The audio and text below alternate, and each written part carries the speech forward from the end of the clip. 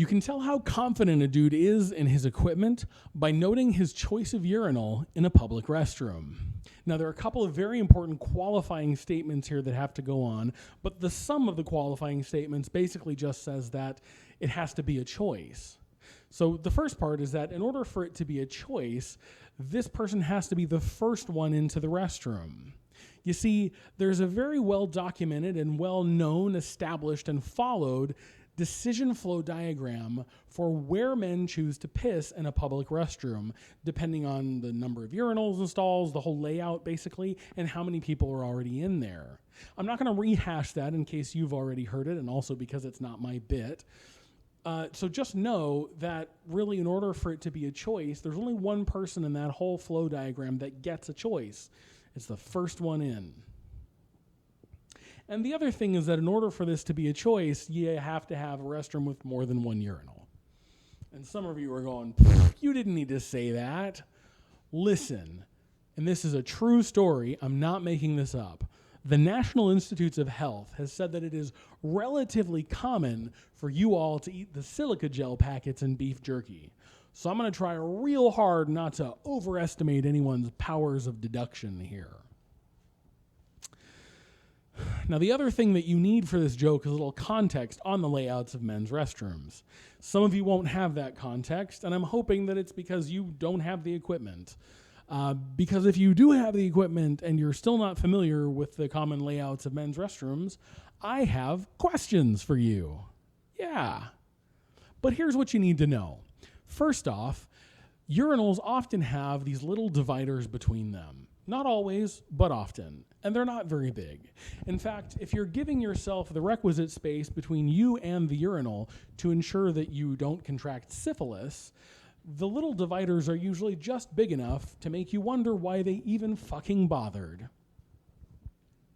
The other thing to know is that even in the restrooms that have these little dividers between the urinals, it's fairly common for the leading urinal, which is to say the urinal on the end of the row of urinals that is closest either to the entrance to the bathroom or maybe the sinks, like that one, right? It's very common for that one not to have a divider between it and those spaces. That makes this urinal, that leading urinal, the most exposed urinal in the restroom. Or, as I like to call it, the, hey everybody, come look at my dick urinal. There's a counterpoint, or a counterpart, I should say, to that urinal as well. It's the one on the opposite end. That one is the privacy urinal. It's the privacy urinal because on one side you usually have a solid wall, and on the other side you've got one of those little dividers, sometimes. And for a little bit more privacy, if you really want to make sure no one can see your junk, you just turn a little bit towards the wall. Yeah. Now, there's someone there going, isn't there a third option though? Like, there are stalls, right? And there are. But I'll let men answer this question. Men, when was the last time you walked into an empty restroom, no one in there, saw clean urinals, you didn't have to take a shit, and you went, yeah, I'll go to a stall? Never. Never. Like, basically never. Here's my assumption. If you're this person, you walk in and you take a stall, you're doing one of three things. You're either throwing up, doing blow, or you have something to hide. Like whatever you're pissing with is just not standard issue equipment. And listen, if that's you, I have no jokes for you, because life is probably hard enough already. Use the stall, buddy. We love you. Do what you gotta do. Now, someone else is raising their hand and going like, okay, fine. So it's the choice between these two urinals, but why would anyone ever choose the, hey, everybody come look at my dick urinal? That's silly, right? Oh, sweet summer child. I'm going to guess that, again, you don't have the equipment. And furthermore, all the equipment that you know is probably really well behaved, like remarkably well behaved. You see, because most men fall along a broad spectrum of exhibitionism into one of two categories. The first category is this: dudes that want everybody to see their junk. Everybody. It doesn't matter how you identify, men, women, other, they just want your eyeballs on their junk. Presumably because once you see it, you'll be just as enamored with it as they are, and that interaction will go places. Now, in a public restroom, in a men's room, presumably with a straight dude, I'm guessing that where he wants you to go is jealousy. Like he really wants to establish his alpha status over you. But that's just a presumption. Like I'm guessing that that's the motivation behind most same-sex urinal exhibitionism. But that's not me, so I couldn't really tell you. So category number 2 then. Category 2 is men who are actually basically just like the first category, but with an added layer of pragmatism or, let's say, experience-driven fatalism.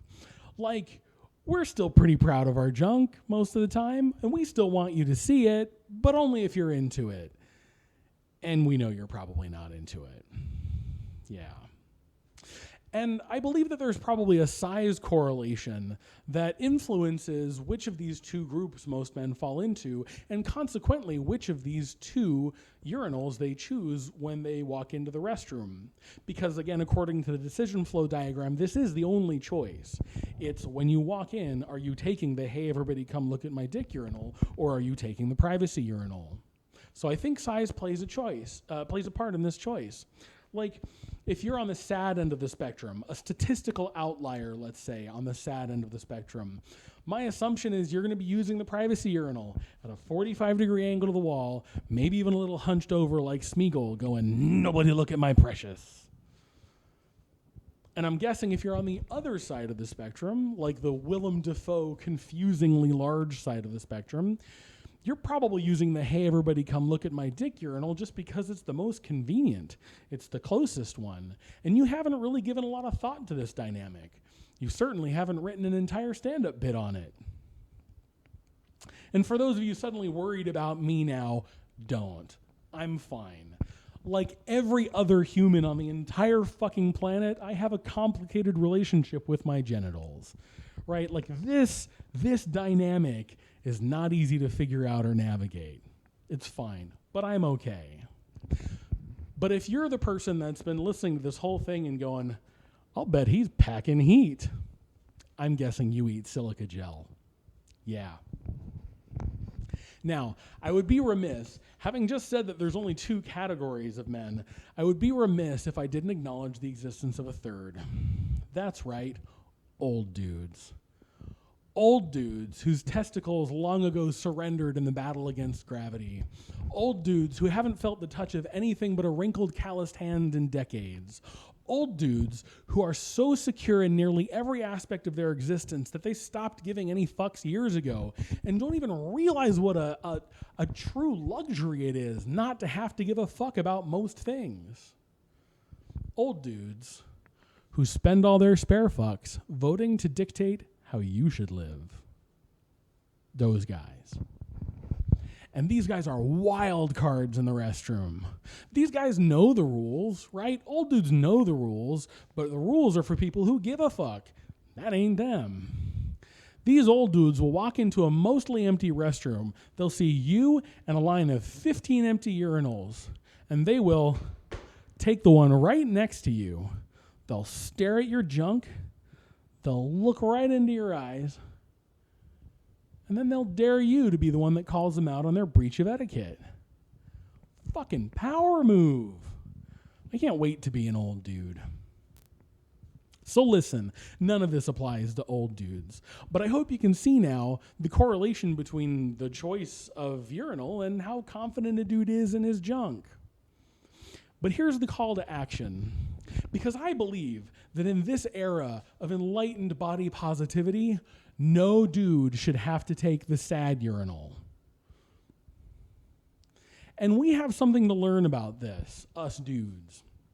I feel like women have been really good at giving each other affirmations when it comes to the body positivity movement. I'm sure some of you would disagree with me, but that's at least how it appears from where I'm sitting. And men, dudes, people with this equipment, however you identify, we have something to learn from that. So here's what you do. Next time you walk into a public restroom and see only one other dude and he's using the sad urinal at a 45-degree angle to the wall, compliment that dude's junk.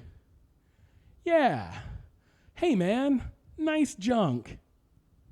It might confuse him a bit. It might be a little awkward. He might even try to pull it out again because now he thinks you're into it.